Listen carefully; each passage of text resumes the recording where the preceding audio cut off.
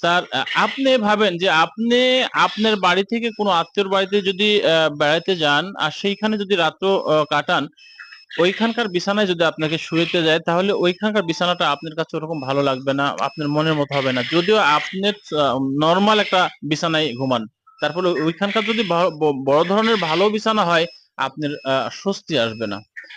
এই যে আপনার যদি এমন হয় বা আপনি এক গ্রাম থেকে আরেকটা মহল্লায় গিয়ে পানি সেবন করছেন, ওইখানকার পানি অনেক সময় বলে যায়, এখানকার পানি খেয়ে আমার সর্দি, এই যে এরকম একটা নিজেই যদি আপনি আপনি একটা বয়স্ক বা আমরা এরকম হয়, তাহলে একটা ছোট্ট বাচ্চা কতটা তার শরীরের উপরে হ্যামারেজ করছে, কতটা ধকল পড়তেছে।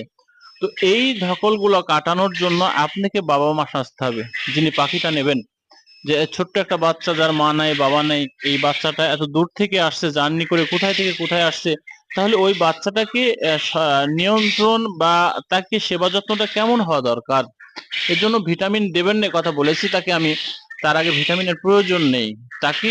এই যে তার শরীরটা ক্লান্ত, তার শরীরটা যে একটা হ্যামারেজ হয়েছে, এই জন্য আপনারা বিশেষ করে তাকে গ্লুকোজ সেবন করান, অর্থাৎ তার শরীরকে এনার্জি আনার জন্য, তার শরীরকে এনার্জি আনার জন্য যে মেডিসিনটা দরকার তাকে সেবন করান।